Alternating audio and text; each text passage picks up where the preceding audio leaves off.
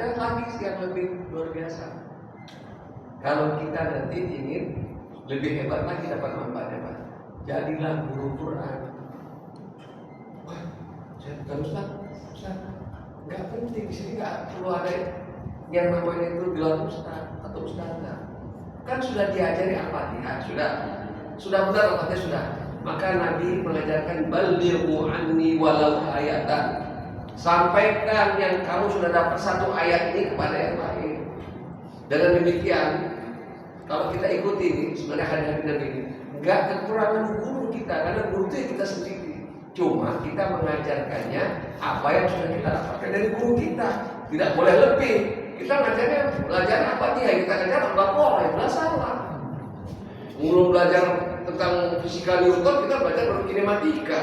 Tiba-tiba kita belajar fisika Newton, belum ditahqiq, ya salah kira-kira begitu. Jadi dalam satu sesimpel itu ya penyebaran Islam. Jadi orang itu yang sudah berilmu ini dia belajar lagi. Nah, atau paling tidak seperti yang Pak Tommy lakukan, akan menghimbau yang lain, yuk kita belajar. Begitu ya. Jadi supaya apa? Jangan sampai ya bacaan Quran kita khusus surat Al-Fatihah, bacaan buku dalam sholat kita. Ini kita menanti datangnya guru.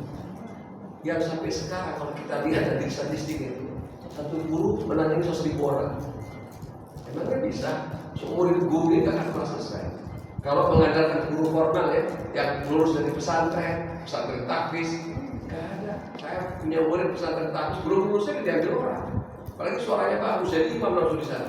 Saya ini nggak bisa ngambil dia. Padahal murid saya itu. Kenapa? Karena begitulah. Nah, tapi sebenarnya tidak.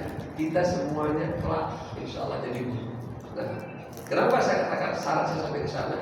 Karena itulah amal yang kita tidak tahu apakah itu akan berlanjut sampai hari kiamat. Ingat, yang dijanjikan Allah abadi sampai hari kiamat itu ya, tidak banyak. Satu di antaranya Al-Quran. Boleh jadi yang ibu dapatkan Al-Quran dari saya sekarang, kemudian diajarkan 5.000 tahun yang akan datang, masih ada mata rantainya yang mengajarkan. Selama itu diajarkan, selama itu amal jariah yang kita dapatkan. Amal jariah Al-Quran jauh berlebih terlampaui, bahkan wakaf masjid, wakaf madrasah, wakaf apapun di muka bumi. Karena wakaf-wakaf tadi tidak ada yang dijamin Allah sampai hari kiamat berkah. Hanya Al-Quran saja. Makanya kita ajar dulu, kalau misalnya ngajar anak saya nih, biar anak saya nanti belajar Al-Fatihah dari saya nih, nanti cucu saya dari dia, kira-kira supaya nanti suatu ketika tidak tahu kan, siapa tahu mata rantainya berkembang di generasi yang berikutnya, maka kita yang sudah nggak ada di bumi ini ya masih mendapatkan ya kiriman pahala dari bacaan Al-Fatihah yang dibacakan oleh siapapun lewat kita dahulu.